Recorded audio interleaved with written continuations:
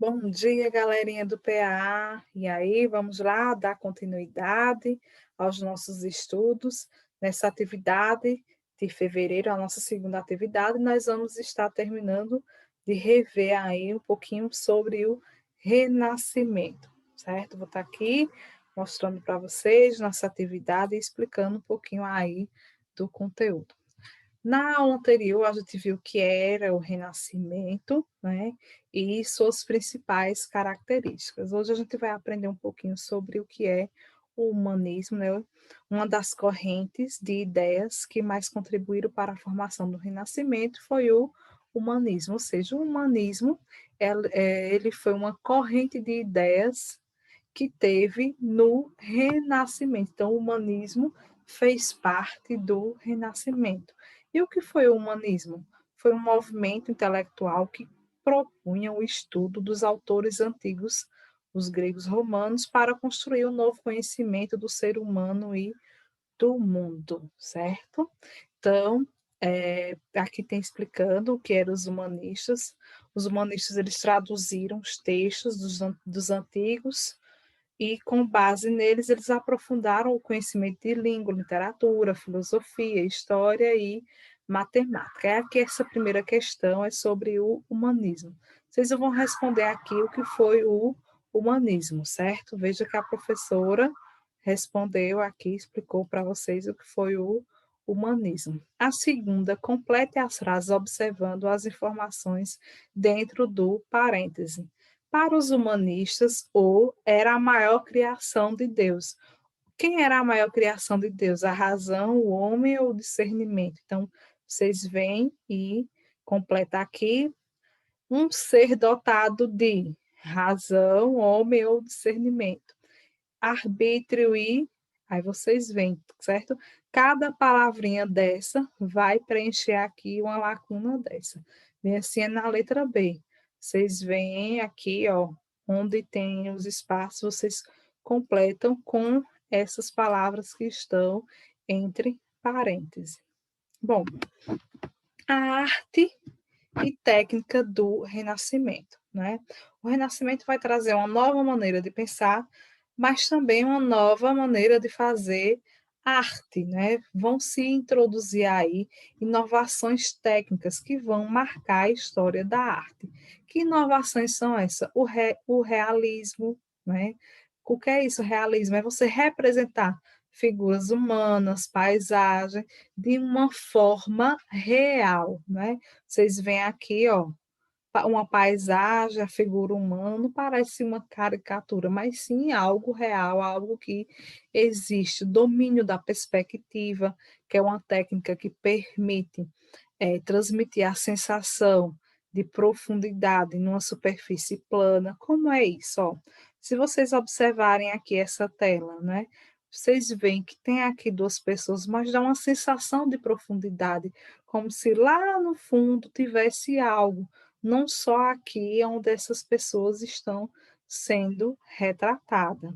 A iniciativa do artista de pintar a si próprio vai ser no Renascimento que vai surgir o autorretrato. Então, a selfie que nós costumamos tirar, né, que hoje faz parte do nosso cotidiano, não é algo de agora, né? No Renascimento já se tinha o autorretrato, então era comum os artistas eles pintarem a si mesmos, certo?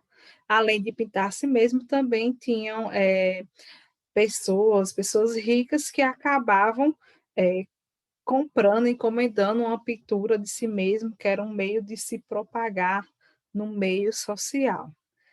Terceira questão aqui, cite as principais características das inovações técnicas na arte renascentista. Ó, tá aqui ó, os três pontinhos, certo? As três inovações. É só vir aqui e escrever. Agora nós vamos conhecer um pouquinho alguns artistas do Renascimento, certo? Se a professora colocou aqui o nome de alguns artistas e algumas obras deles, certo? A gente teve Giotto de Bondone, Donatello ele foi bem conhecido, é considerado o primeiro dos grandes escultores, ele era mais conhecido por ser um grande escultor, né? Uma escultura que ele fez que foi bem famosa foi, Davi, né. Sandro Botticelli, aqui tem aqui, ó, uma pintura de Sandro Botticelli, uma das mais conhecidas dele, um que é muito conhecido por vocês, que é Leonardo da Vinci. Leonardo da Vinci foi pintor, escultor, arquiteto, cientista, engenheiro, inventor, então assim, ele fez de tudo, né, uma pessoa muito inteligente, onde inovou demais. Aqui vocês veem uma das principais obras dele, que é a Mona Lisa. Michelangelo Buonarroti, também um grande escultor, né? E ele também, além de escultor, pintor e arquiteto, ele ficou conhecido porque ele pintou o teto da Capela Sistina. Capela Sistina é aquela capela que tem lá no Vaticano. Então, o teto é todo pintado com cenas bíblicas. E quem pintou, né, foi ele. Aqui, quarta questão, vocês vão marcar verdadeiro e falso. Então, vocês leem aqui com base nesses textinhos que tem aqui, ó, sobre os artistas, vocês vêm e respondem. Bom, no Renascimento não só teve artistas, também teve escritores e cientistas. Aqui eu coloquei o nome de alguns escritores para vocês: Dante Alighieri, que foi o autor do poema Divina Comédia dividido entre dois romanos, ou entre dois romanos, entre dois livros, duas obras, onde ele vai falar sobre o céu e o inferno, né? Luís de Camões era um português, né? É considerado o maior poeta da língua portuguesa. Ele escreveu um livro famoso chamado Os Lusíadas, que é um poema em homenagem ao povo português. Ele fala sobre as viagens marítimas, em especial a viagem de Vasco da Gama às ilhas. Miguel de Cervantes é um escritor espanhol, e um livro que é bem famoso dele é Dom Quixote de la Mancha.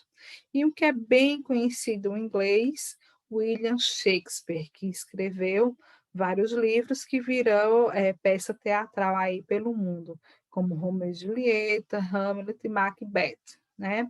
Os cientistas trouxeram muita inovação, certo? A gente vai ter aqui Andreus Vesalius, que é considerado o pai da anatomia moderna. O que é anatomia? O estudo do corpo, né, do corpo humano. Nicolau Copérnico, que é um matemático e físico, e ele descreveu os movimentos da Terra e a teoria do heliocentrismo. O que é essa teoria do heliocentrismo? Nicolau Copérnico vai desenvolver essa teoria do heliocentrismo, onde vai dizer que o Sol está no centro do universo, né? E os outros planetas, eles giram em torno do Sol. Aí vocês podem perguntar, e que novidade é essa? Vejam, na Idade Média, né, antes do Renascimento, a igreja defendia o geocentrismo. Para a igreja, né, o que era que ela dizia? Que a Terra estava aqui no centro, né, e o Sol e os demais planetas giravam em torno da Terra. Então, quem estava no centro era a Terra e não o Sol. Isso daí vai gerar um grande problema, né? É, Nicolau, ele vai desenvolver essa teoria, e Galileu ele vai comprovar essa teoria. Ele vai comprovar que o centro do universo é o Sol e não a Terra. Só que aí o que acontece, né? Galileu, ele como vai de encontro com a ideia defendida pela igreja, ele é chamado lá pela igreja. Quando ele é chamado, ele diz: Não, eu não disse nada disso, não. Não, o centro do universo é a Terra, não é o Sol, não. Por que ele fez isso? Porque a igreja costumava chamar as pessoas que falavam ao contrário do que ela pregava, de hereges, e essas pessoas podiam ir para a fogueira e ser queimado vivo. E ele não queria, por isso que ele negou. Mas depois foi comprovado, e como a gente sabe, né, o centro do universo é o Sol, e os outros planetas, né, a Terra e os demais planetas giram em torno do Sol. Então, essa quinta questão aqui, vocês vão explicar o que é o geocentrismo e o que é o heliocentrismo, que tem aqui, ó. Então, vocês olham e respondem. Sexta questão tem aqui um trechinho, e vão ter aqui, ó, duas lacunas. Então, vocês vão marcar um X aonde é que completa aqui, quais são as palavras que completam aqui essas lacunas. Tem que ser em ordem. E a sétima e última, qual das alternativas abaixo apresenta características do renascimento cultural? Que são todas essas características que a gente viu. Só tem um item aqui que está correto, tá bom? Qualquer dúvida que vocês tiverem, pode estar aí chamando a professora, mandando um zap. Espero que façam a atividade no capricho. Um forte abraço, fiquem bem e até a próxima. Tchau, tchau.